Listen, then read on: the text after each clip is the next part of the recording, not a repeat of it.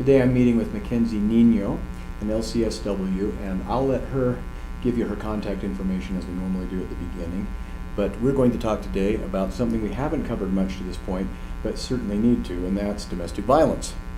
And what causes it, what kind of things you can recognize, and hopefully, for those that are watching, unfortunately, if you're in that situation, you may realize that you're in a situation that's getting worse. Mm-hmm. How to recognize that and what you can do to get some help. Is that right? That's right. So before we go any further then, so McKenzie Niño, and tell them who you are and how they can reach you if they'd like to call you later. Okay, I am a licensed clinical social worker, and I have a small private practice here in Salt Lake City. Probably the best way to reach me is by phone. That number is 801-396-0086. I also have a profile on Psychology Today, which is an easy way to locate mental health professionals. So you would just type in my name, McKenzie Niño, N-I-N-O, in the search, and I should come up. Right.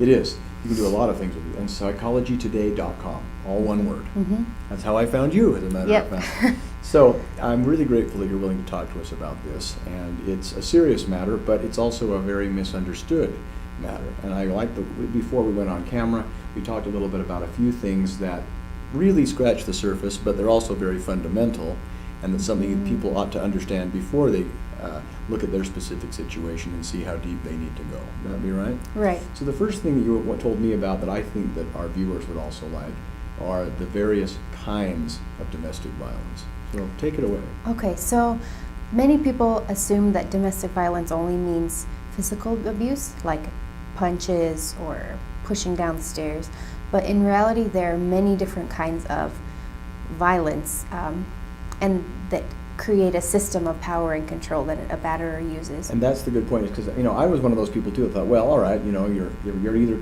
you're having some kind of physical contact, physical harm, but there actually is they work together, because you can actually cause physical harm, and then just the mere knowledge that I could harm you again is another form of violence. But so you'll get to that, but I want to make sure people are paying attention, because if you're one of those people that thinks, oh, come on, just like staring somebody down or calling people names, that really isn't violence.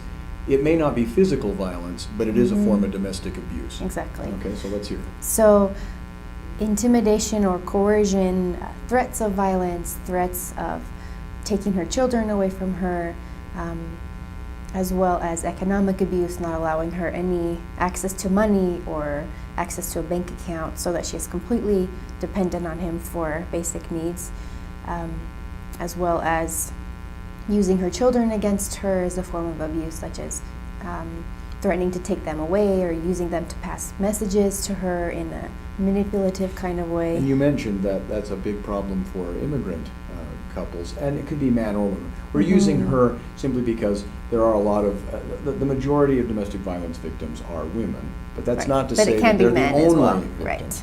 But that's one where if you have a spouse who is an unregistered or illegal immigrant, you can say, well, I'm going to turn you into ICE or I'll get you deported, and you won't ever see your children again. And so they'll hang around in that situation, one, because they may not want to go back to the country they're from because it was a dangerous country, or they're not like, well, I wouldn't mind going back to my country, but my children will not get deported because they were born in this country. Right. I thought that was a really interesting point. That is a really scary threat for a lot of people, is losing their children or losing their safety in this circumstances country. You say that you actually have dealt with many times in your practice, not just a hypothetical, but this one. Right, it's very real.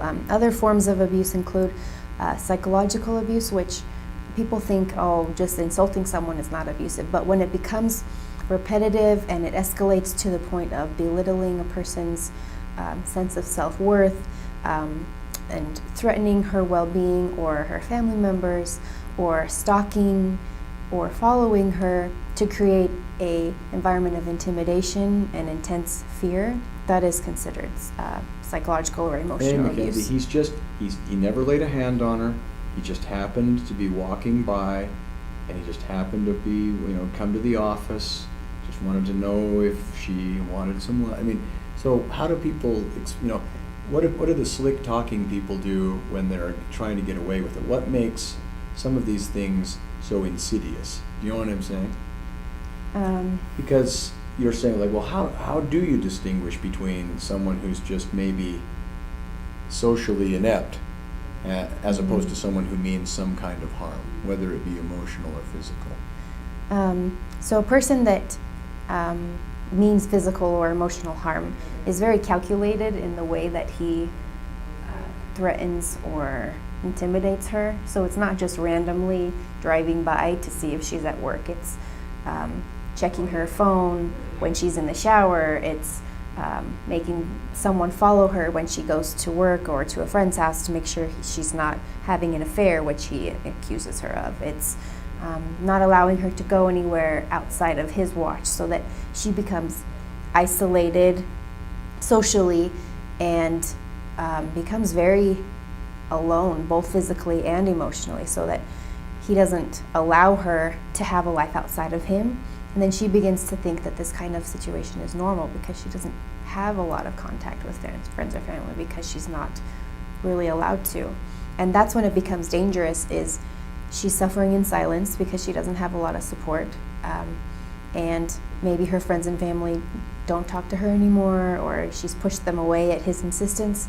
So she really is quite alone, and that makes it easier for him to control every aspect of her life.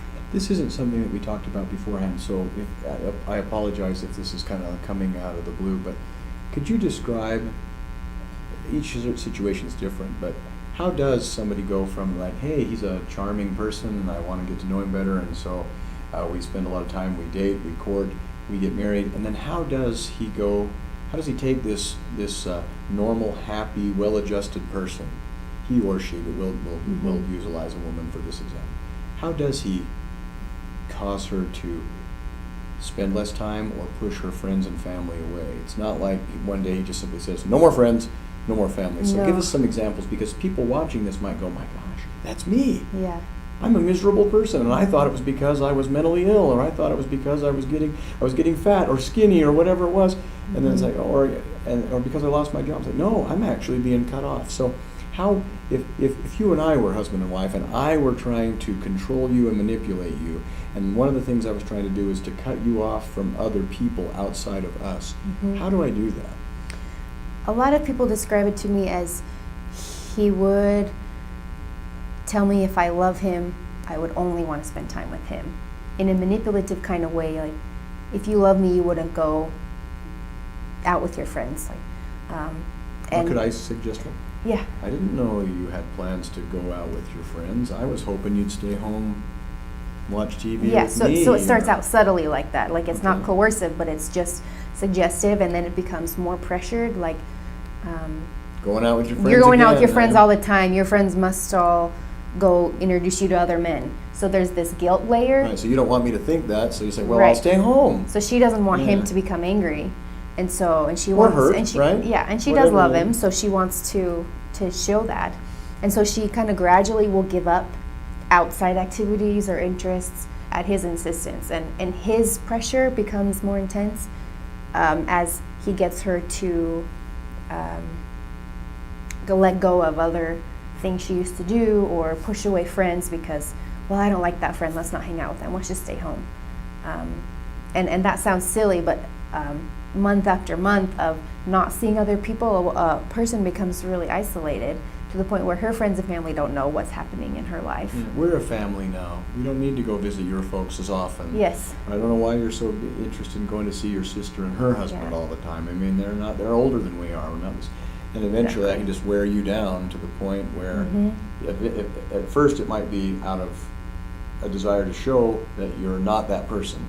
And eventually it just comes to, it's like, I can't even remember why I do this anymore, but they don't call anymore anyway, so I don't have anything to do with them whether I wanted to or not. Yeah, until she's then doesn't have much other choice because her friends and family maybe have moved on or stopped calling her. Now, is that when it will start to escalate into physical violence, or is that the end point? It's like, have I already won?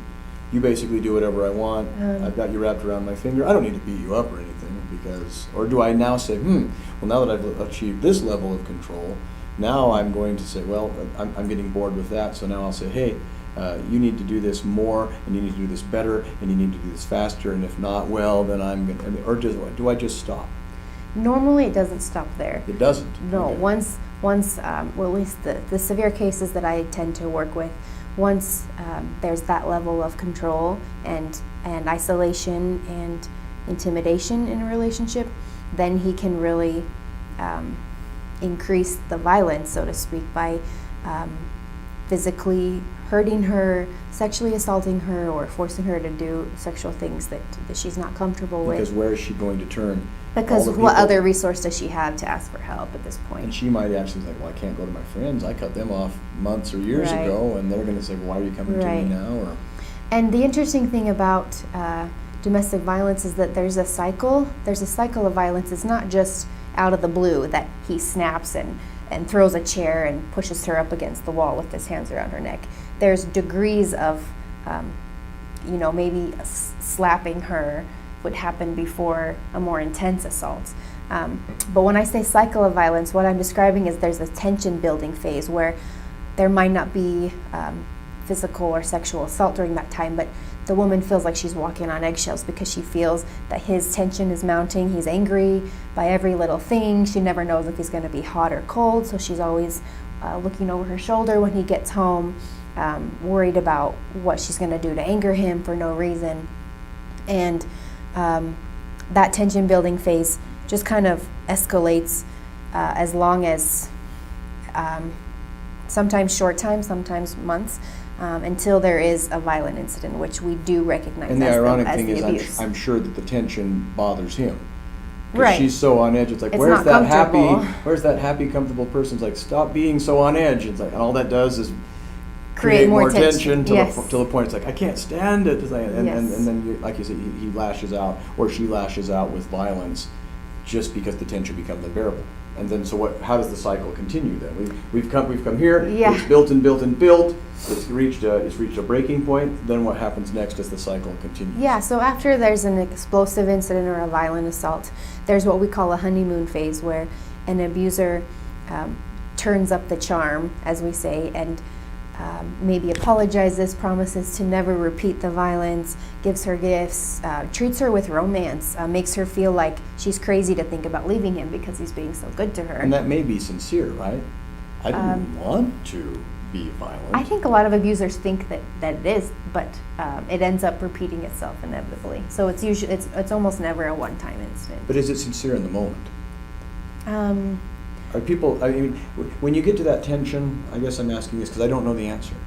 Do you get to the tension to the point where it's like, okay, and then that person acts out violently, and did the person like, yeah, and it should come as no surprise, or is it like, oh gee, I didn't want to get that angry. I'm sorry that you're crying. I think sometimes there is a sincere remorse, but a lot of Really? times it's a manipulative tactic to get her to believe that he loves her and that he won't hurt her again. So Okay. often I think there is some level of, oh, I do love you, I'm sorry, I won't do that again, please forgive me. But after he's done this multiple times, she probably is getting the hint that he's not going to abstain from violence, that it's going to happen again. So she might be fooled the first few times, but Yes. after a while it just becomes It becomes a habitual cycle where It's one thing to lose your cool and apologize, but to just explode in anger, apologize, explode in anger. It's like, look, you're not. How could you possibly do that? Sorry, if it keeps happening. if you keep doing it. So then Okay. the honeymoon phase lasts for however long it's going to last until tension starts again, and then she starts to notice that he's angry a lot, he's giving her the silent treatment, he's blaming her for everything. And it And then just seems- yeah. then she knows, well, something violent is going to happen again. So unwittingly, although it's never the abused person's fault in these situations you're giving, that person is actually causing the cycle to speed up because that person's not fooled. So the honeymoon phase can't last as long as it used to. Yeah, Like, that's all true. right. Yeah, or you're going to apologize. Guess what you're going to do next? Then you're going to bring me some candy. Oh, look there. It's like, oh, am I that predictable? All right, well, that's offensive and stuff like that. So she's like, look, I'm not fooled, and he realizes it's not working, and so it just kind of speeds it up, and it can increase in. It can increase, severity. yes. What I've seen a lot of times, though, is that a woman is so terrified of her partner that she plays along. a lot of times a woman won't tell him that she's unhappy or that she's thinking of leaving him because she's afraid of what he might do to react. Damned if she does, damned if she doesn't. Yeah, so she just accepts his gifts, accepts his romance, tells him, I love you too, I believe you, let's try to make this work, and then just tries to, women in abusive relationships become experts at keeping the peace. So they just learn to live with this level of, I don't know how he's going to be, so I just have to be the placater and the sweet wife all the time so that he won't get angry. Does that make sense? Yeah. So, the last thing we talked about then is that when somebody reaches a point, hopefully sooner than later, it's like, look, this is not normal and this is not healthy for me or my children if there are children involved. Why don't they just wait till he goes to work or claim that they're going to go out and run some errands and just pack up and leave? I mean, it's the 21st century. Right. So what are some of the reasons that, because especially for people that don't have a dysfunctional relationship, they might be out on the outside looking in and saying, look, if you're being abused chronically, at some point you've got to help yourself. Why is that easier said than done? It's a very good question, and actually a very common thing for people outside the situation to ask. Why doesn't she just leave him? Why is it so hard? And the thing you have to understand is that when a woman is been battered and abused for so long, she begins to devalue herself and believe the abusive insults and comments that he says to her, to think that she has very little worth as a human being. And she might not believe she has any other choice. The other thing that's important to notice is that a woman is in more danger of increased violence or even being killed by her batterer if she decides to make a move, such as call the police, pack up and leave, or file for divorce in some cases. So a woman feels trapped in a way because many times he might have threatened her, if I ever find you with someone else, I'll kill you and that person, or if you ever leave me, I'll find you and kill you. Those are very real threats, and she feels terrified that he would actually fulfill that. And so it isn't just as simple as, why don't you just pack up and leave? We talked about how, like in a divorce situation, you might actually be worse off because now when you seek a divorce, you now have to deal with that person in a court setting and a legal setting where you're having a lot more contact and you're forcing these confrontations. You have to face them. And all your coping mechanisms that you use to try to placate don't work because you'll either have to roll over and just let the person win, or you're going to have to face that. The other thing I wanted to talk about is you mentioned, some people have no sympathy for a woman who says, well, I'm not leaving this abusive relationship because how will I survive? What will I do for money and shelter and food and things like that? Right. A lot of people, myself included, are often inclined to say, well, suck it up and make the sacrifice. What's wrong with that? As I talked about briefly earlier, by this point a woman has become completely dependent in a lot of ways on her abuser, both economically, physically, and socially, as she has not a lot of other support outside of him. And so she may not have any way to provide for herself and her children because he wouldn't allow her to work, because that would be giving her a world outside of him. She might not have any credit because she has nothing in her name, so she can't get a loan. She might not have really a lot of skills to get a job that would provide for her. And whatever support mechanism was there may have been those bridges may have been burned. Maybe she has burned bridges because of his anger and her doing other things. And so it's really hard for a woman to imagine a life outside of her abuser, even though she desperately wants freedom. It's like, well, if I leave him, what am I going to do? How am I going to take care of my kids if I have kids? How am I going to stay off the street?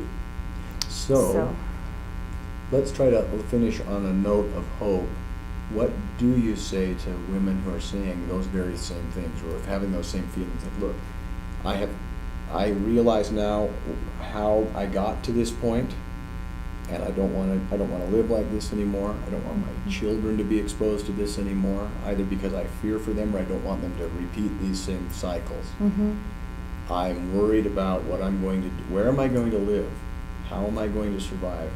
What hope can you offer to people in these situations? Yeah. It does seem bleak for a lot of people. I recognize that.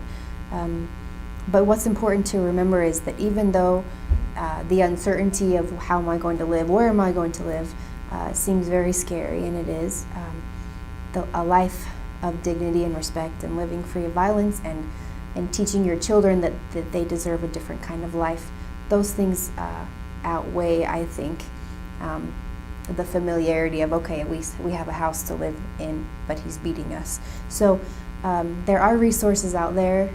There are shelters, there are groups for women. So one thing I thought was good that we talked about before was, we live in a house where I get beaten. Now I've downgraded to an apartment where I don't. Yeah. Which one is better? Yeah, which one was better? We used to take fancy vacations where we were miserable all the time and came home a day early because there was somebody threw a tantrum or was just making us miserable. We may not do that so often, but we're not all walking on eggshells while we're in Tahiti, where we weren't having any fun anyway. Right. At least once you've left and made a clean break, then a woman can begin to heal. She can rebuild her self-esteem. She can have other social contacts and find support again. Reconnect with family and friends, or if those things are irreparably lost, there are new friends to be made, and there are new connections. And those things that really gave you a lot of happiness and security come back. Right. And they were forgotten, but I guess the point that both of us are trying to make is it's sick to think that I need to live with an abuse in order to live. Right. It's not fair. And there is life after leaving a domestic violence relationship. I've seen women thrive and flourish and go to school and get a career that fulfills them, and to really have a life again, and to know that there is hope for her. And you mentioned, what was one of the best ways for women that are just not seeing it and not having much hope? What are some of the things that you would encourage them to try and to do to give them some real world examples, or to help give them some pep talks and some encouragement? Yeah. Support groups where there's other women who have gone through similar situations can be very, very healing and effective for women, as well as individual counseling or family counseling for her. I hope you can see why, because if you're saying, I can't see any way out, meeting somebody who was in a situation as bad as or worse than yours, and has come out and it's like, oh, and is living better now, and you're and you're a breathing real person. It's like, well, at least I know one person made it. Maybe I'm not so unique after all. Maybe it's not as bleak and helpless as I thought. Exactly. Thank you very much. I You're appreciate welcome. you taking the time. And again, just before we sign off, would you give them your contact information, your name and contact information one more time? So it's McKenzie Niño, Nino is my last name, and the best way to reach me is by phone, 801-396-0086. Thank you for having me. Thank you.